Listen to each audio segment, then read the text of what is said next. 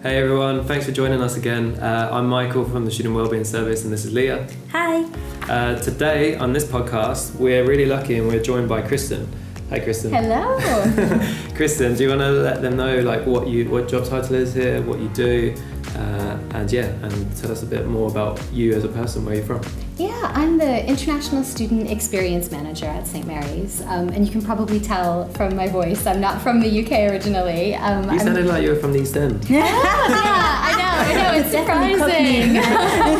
It must be rubbing off on me. Yeah. But I came to the UK as an international student a long time ago. I didn't know that. Yeah, and kind of met my husband and went back and forth for a while, and then we've settled here permanently. So I sympathize a lot with the international students coming in because I know what they're going through. Okay, quick fire round. What's your favourite colour and why?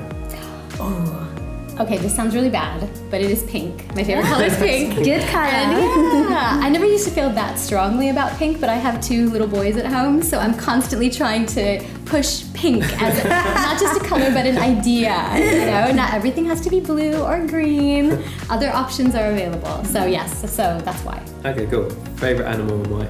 Oh, it's hard to choose, isn't it? I would say probably a cat. Everyone likes a cat, don't they? Because yeah, I had cats growing up. They're lovely. Have you got a cat now? No. Do you watch cat videos on YouTube? With my little boys, I do. Yes. So I won't own up to doing it on my own. I may or may not do it on my own, but yeah, definitely there are cat videos in our house. Yes. And what's your favorite food? Oh, ice cream. Yeah. If I had to choose one thing, yeah, I would say a good chocolate ice cream. Oh yeah. Cool.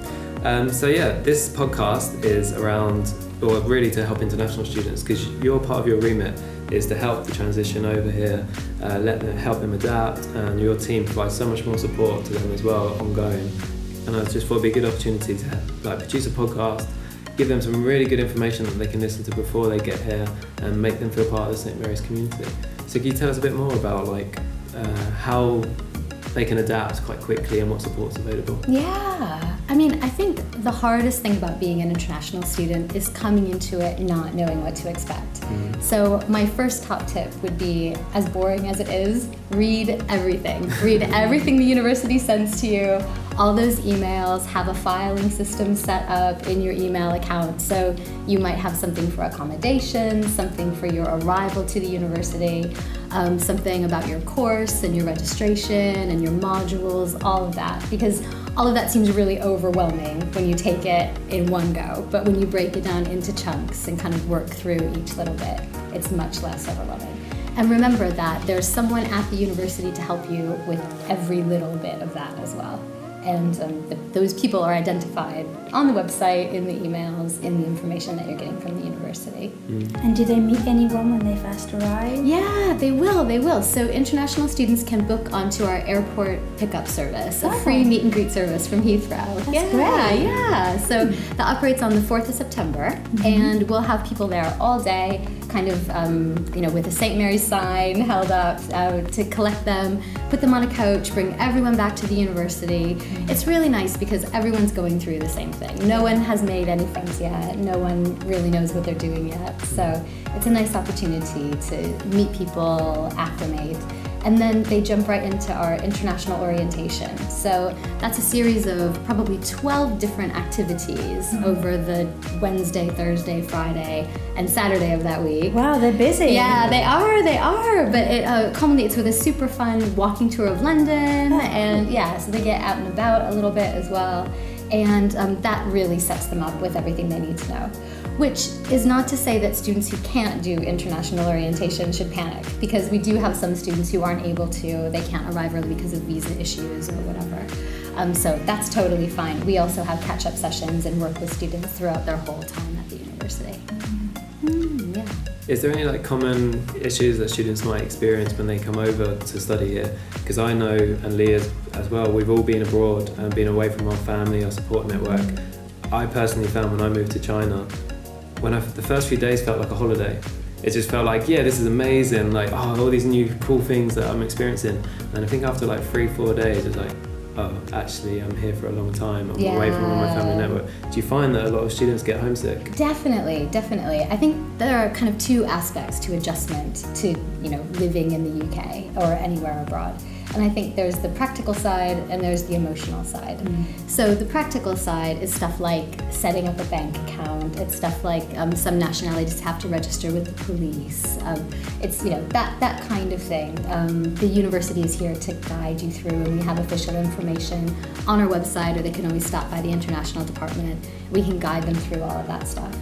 And then the emotional side, it really is about self-care, I think. It's important to just go easy on yourself as you're adjusting to life in a new country, because it is a big deal. And also I think students deserve a lot of credit. They're so brave coming and studying with us, and it's a real privilege for us to get to introduce them to the UK as well. Absolutely. And I think one of the big things is about the comfort zones, and me and Leah talk about this a huge amount.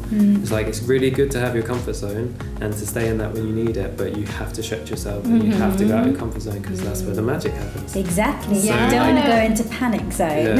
So it's finding the difference between comfort zone and panic zone.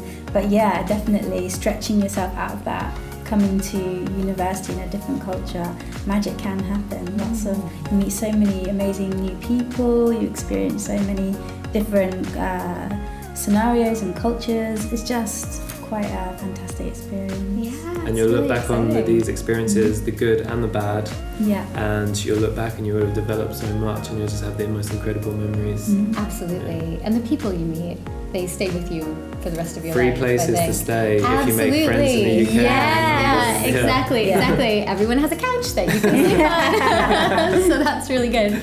And also, it's really, really easy to keep in touch with people back home now. Yes. So it does help. Yeah, it does. I think you can bring home with you.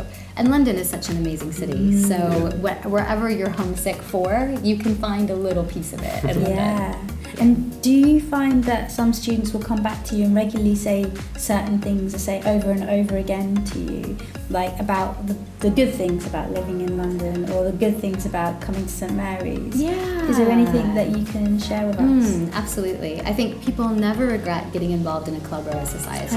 Okay. Yeah. So first of all, it's kind of a shortcut to making friends, because you've already found a group of people who are really interested in the same things that you're interested in. So we've got an international society. If you can't think of what you want in particular, there's an international society students can join, but all kinds of different sports clubs, all kinds of different societies, around cultural events or ideas rather, everything to do with people's courses there are societies for, so there's an option for everyone. And students can start their own as well, can't they? If they're if they don't find something that they're interested in. So that's a really, really good way to meet people, and kind of gently push yourself out of your comfort zone as well. And I was also thinking as well, for students maybe from EU countries like Spain or wherever, or Chinese students coming here where English isn't their first language, you also do a lot to help we those type of students. We do. So I'm really glad you asked this question actually, because every St. Mary's student, even home students, are entitled to up to 6 hours per week of free English language tuition. So we've got we've got two fantastic tutors, Tori Marland, she's one of the learning development lecturers, but she specializes in English language. And then Rob Cooper, who works, he's a PhD student in English and linguistics, but he also teaches and has a really strong background in English language tuition. So they work with students on things like pronunciation, grammar, presentations as well. So it's really practical things that they can apply straight to their courses. And then there's also all of the support that's available to all St. Mary's students. So the Learning Development Lecturers, the Royal Literary Fellow, meeting with personal tutors, with program directors. So there's lots of specific English language support, and then general academic support available too. Cool, that all sounds amazing. Yeah. What cultural things do students get surprised by?